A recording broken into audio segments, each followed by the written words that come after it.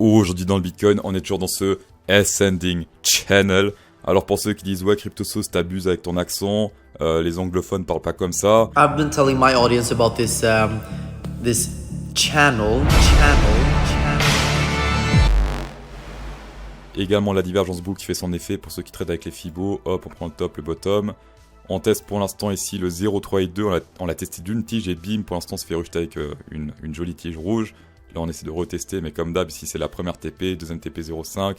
Puis la zone danger qui correspond bizarrement au centre de ce range. On va revenir sur les speedruns, j'ai partagé ça sur Twitter, pas mal de gens m'ont critiqué. CryptoSauce, tu es un petit blagueur.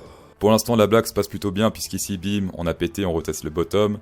Ensuite on rebondit, bougie bleue ici et bim on reteste le top. Également chose intéressante si on prend le bottom et le top ici avec le Fibonacci. On rebondit pile poil dans la zone danger. Attention, zone danger, c'est souvent des retournements majeurs qui se passent ici dans cette zone. Sélection naturelle, ça se passe plutôt à la baisse pour l'instant. Donc ici, pas mal de leviers vers les 40 000, 40 500 dans cette zone-là. Des liquidations de leviers vers cette zone. Et à la hausse, il n'y a pas grand-chose. Pas beaucoup de leviers à liquider dans cette zone. Niveau plancton, c'est plutôt intéressant ici. On a les whales qui commencent à racheter gentiment. Donc c'était à partir d'hier, plus ou moins à partir de ce crash d'hier. Hop, ils commencent gentiment à racheter. On a également les dauphins ou les temps comme vous voulez, les violets ici, entre 100 000 et 1 million qui commencent à FOMO pas mal depuis ce dip. Par contre, tous les crabes, plancton, donc tout ce qui est moins de 100 000, ils achètent pas encore, ils sont pas encore dans le FOMO. Les roux sont totalement bas, les planctons disbelly, ils achètent plus, ils pensent à rechuter. Donc ça c'est plutôt bon, les dauphins, les whales, tous les gros trucs achètent, pendant que les petits, pour l'instant, n'achètent pas. Donc ça c'est plutôt bon signe, ça veut dire que quand ça va monter, ils vont FOMO. Et quand il FOMO, hop, ils feront chuter. Pour l'instant, c'est pas encore le cas. Pour demain 9h, maximum prise sur 42 000, ça n'a pas changé depuis lundi. Le gros whale ici qui apparaît à la baisse, 40 000 ou moins, se fait pour l'instant sélectionner. Du coup, il a fait quoi? Il a ouvert un call ici pour équilibrer ses pertes, pour stopper les pertes tout simplement. Dans tous les cas, tolérance 2000, donc on s'attend entre 40 000 et 44 000 demain matin à 9h. En 6 hour candle, j'avais partagé sur Twitter, il me semble même sur YouTube, ce gros support ici, donc résistance qui s'est transformé en support sur le RSI. 1, 2, 3... Là, hop, on a pété, on rebondit dessus. Combiné avec ce gros W ici, en 6 heures également. Voilà, on a pété, hop, retest, puis on dirait qu'on repart ici également. Alors pour ceux qui veulent trader les targets W, certains vont prendre ce bottom-là. Moi, je préfère prendre un truc un peu plus humble. Voilà, moins optimiste, c'est celui-ci. La target, pour l'instant, c'est ici, vers les 43 534. Et tout cela sans divergence bear pour l'instant. Et en 4 heures, pas grand-chose à dire. On se fait rejeter hier par l'EMA 200. EMA 200. Et l'EMA 666 qui fait office de grosse résistance, d'accord. Une fois qu'on pète ça, ça fait gros move, soit à la baisse, soit à la hausse. Ici on l'a pété, hop, énorme move à la baisse. Si on pète ça à la hausse, énorme move à la hausse. Et si on se fait rejeter, énorme move à la baisse. Donc dans tous les cas, ici normalement on aura un gros move. Également en 4 heures, broadening pattern potentiel. Pour ceux qui connaissent pas, la target, une fois qu'on breakout, c'est simplement la hauteur de ce broadening pattern. À l'endroit où il y a des bougies de partout, par exemple ici ça compte pas parce qu'il n'y a pas de bougie en bas.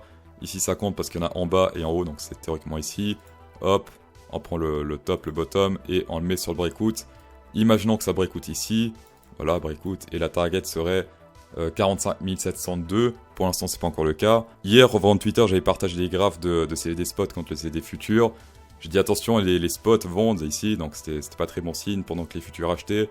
Donc ce qui faisait monter le prix ici, c'était que les futurs. Ça en général, c'est pas très bon. Et après, bim, on se pète la gueule. Pour l'instant, ça se passe plutôt bien. Les futurs achètent, les spots. Ils sont pas très chauds mais ils vendent pas non plus, donc pour l'instant ils maintiennent le prix.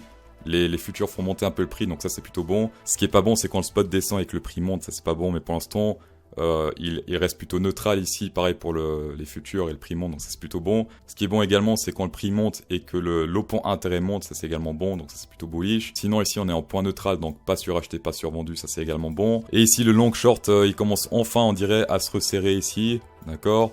Plus c'est serré, mieux c'est. Ça, c'est un proverbe du Vatican. Dans tous les cas, en général, les belles montées, c'est quand c'est serré ici. Hop, les deux sont serrés, ça fait des trucs bizarres comme ça. Et après, ça monte bien. Mais quand c'est séparé comme ça, c'est pas très bon en général. Là, on est plutôt sur du bullish pour tous les autres. Et un peu bearish pour celui-ci. On prend toujours la majorité, d'accord. On fait toujours une moyenne des indicateurs. Pour l'instant, le ratio, il est plutôt bullish en 1 heure. Pour aller dans les profondeurs de l'analyse technique, ça se passe sur cryptosauce.fr. L'analyse technique version underground, voilà. Petit tips pour ceux qui sont sur Bybit, vous avez le launchpad Apex qui va bientôt être lancé, Apex Protocol. Vous pouvez participer au launchpad en misant soit du BitToken, soit du USDT. Le BitToken c'est plus avantageux parce qu'il y a 8 millions de pools. Et pareil, le cap per user c'est 7000 Apex per user BitToken, voilà. Et pour ceux qui mettent du USDT, seulement 400 par personne, donc on recevrait 400 maximum de Apex, contre 7000 pour ceux qui bloquent du BitToken, voilà, tapez dedans. On va passer sur le Ethereum Price. Alors pour l'instant, il arrive toujours pas à péter ici ce centre de range qui fait office de résistance, tout comme ici il a fait office de résistance, hop, on s'est fait rejeter. On est également sur une potentielle légère divergence bear ici, là il y a un petit M qui descend, là il y a un petit M qui monte, pas encore confirmé, on attend la boule rouge ici. Pour l'instant, c'est pas validé, par contre on a ici divergence boule, donc très grosse divergence boule contre petite divergence bear. Là c'est tout droit, ici on monte clairement. Pour les divergences, plus c'est gros, mieux c'est. Ça c'est pas un proverbe du Vatican par contre. Avec ce butterfly sur le Ethereum, over Ethereum, on atteint la première target spécial go. Est-ce qu'on atteint la première target Fibonacci? Oui, de justesse, ou on l'a frôlé. Attendez, hop, on met le top. Oui, ça frôlé ici, donc on est vraiment à un poil de couille près comme d'hab. Donc première target selon les Fibonacci, c'est ici le 0,618, on a frôlé d'un poil de couille, voilà. En 4 heures, over Ethereum, ça se bastonne au niveau de la tendance. On est totalement random ici au niveau de la tendance. On n'est pas aussi ni baissier, on est entre les EMA. Divergence potentielle bear. Ici, on descend, ou c'est tout droit. Non, on descend, et là, on monte clairement. Si on passe dans le rouge ici, bah, divergence bear confirmée sur le MACD. Pour l'instant, pas de panique, on n'est pas dans le rouge. Au contraire, on a confirmé ici une divergence boule au niveau du MACD également. Ici, on monte, là, on descend. Confirmé ici quand on passe dans le vert, c'est-à-dire sur cette bougie-là. Celle-ci, voilà, hop, confirmé. Et confirmé encore plus tôt au niveau du VMC, puisqu'ici, c'était confirmé sur celle-ci. Voilà, cette bougie, hop, c'était confirmé. Sur le SPX, plutôt bonne news. Ici, support crucial, pour l'instant, on rebondit dessus. Et en plus, divergence boule potentielle, ici, on monte. Et là, on descend au niveau du MACD. Est-ce que c'est déjà confirmé au niveau du VMC? C'est ce qu'on va voir. VMC, que pense le VMC? Ah non, là, il n'y a pas de divergence boule, puisque là, ça monte. Et là, ça monte aussi. Donc, il faut qu'on passe ici dans le vert pour confirmer cette divergence boule sur le SP500. Pour les targets, si on prend le FIB Extended ici, la première target récessive, elle est 4555, c'est le 0,382. Dans tous les cas, merci d'avoir checké cette vidéo, ça fait extrêmement plaisir. Spécial Go 10% de rabais avec CryptoSauce10, tapez dedans.